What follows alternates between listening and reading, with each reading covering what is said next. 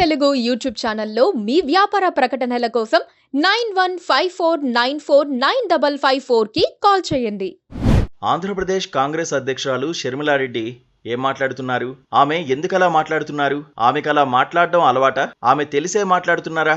తెలియక మాట్లాడుతున్నారా? కేవలం పబ్లిసిటీ కోసం మాట్లాడుతున్నారా? లేక కాంగ్రెస్ కేడర్ను ఉత్తేజపరిచేందుకు అలా మాట్లాడుతున్నారా అన్న ప్రశ్నలు తరచూ ఉత్పన్నమవుతున్నాయి. త్వరలో తాను కేంద్ర మంత్రినవుతానని ఆమె ప్రకటించడం ద్వారా అలాంటి ప్రశ్నలకు మరింత ఆజ్యం పోశారు. రాజకీయ నాయకులు ఆశావాదులు అంటారు. అలాంటి వారే రాజకీయాల్లో మనుగడ సాగిస్తుంటారు. ఎన్ని ఓటములు ఎదురైనా మరోసారి విజయం కోసం వాళ్ళు ఎదురు చూస్తారు. షర్మిల కూడా అంతే అనుకోవాలి.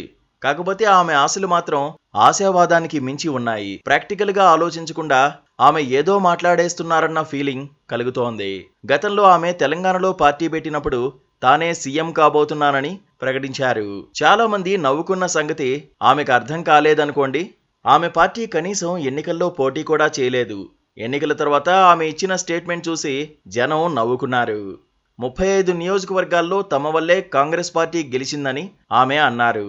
చివరకు ఆమె కాంగ్రెస్లో చేరితే గంతకు తగ్గ బొంత అన్నట్లుగా ఆ పార్టీ ఆమెకు ఏపీసీసీ అధ్యక్షురాలిగా పదవిని కట్టబెట్టింది. షర్మిల కష్టపడుతున్నారన్నది నిజం. ఆమె ప్రచారంలో బిజీగా ఉన్నారన్నది నిజం.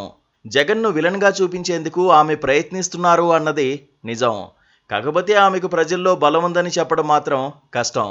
కాంగ్రెస్ గెలుస్తుందని చెప్పడం అంతకంటే కష్టం. ఎందుకంటే జగన్కు ఓటేయకూడదనుకున్న వాళ్ళు చంద్రబాబుకు వేస్తారే తప్ప షర్మిలకు వేయరన్నది నిజం. అయినా షర్మిల మాటలు మాత్రం కోటలు దాటడం లేదు.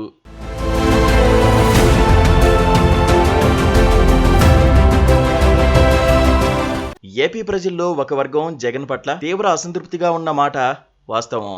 వాళ్ళకి షర్మిల మాట్లాడే మాటలు బాగా రుచిస్తున్న మాట నిజమే. జగన్ను వ్యతిరేకించే మీడియా షర్మిలను భుజం తట్టి ప్రోత్సహిస్తున్న సంగతి అందరికీ తెలుసు. ఆ వాపును చూసుకుని షర్మిల బలుపు అనుకుంటున్నారని ఇప్పుడు సోషల్ మీడియా టాక్. ఉట్టికెక్కకుండానే స్వర్గానికి ఎక్కాలనుకుంటున్నట్లుగా ఉంది షర్మిల స్టేట్మెంట్స్. అందుకే కడప ఎంపీగా గెలిచిన వెంటనే కేంద్ర మంత్రినవుతానని ఆమె ప్రకటించేశారు. అది పరిణితి లేని స్టేట్మెంట్ గానే చెప్పాల్సి ఉంటుంది.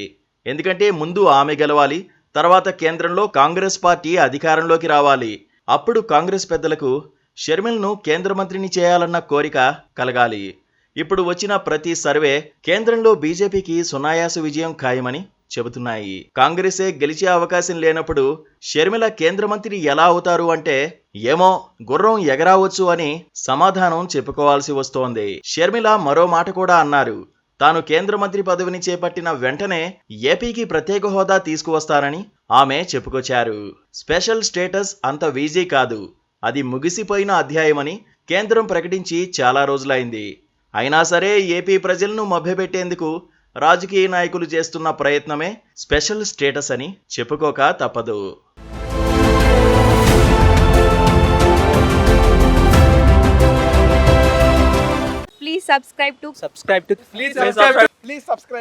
Please subscribe to KTV Telugu. KTV Telugu. KTV Telugu. KTV Telugu channel.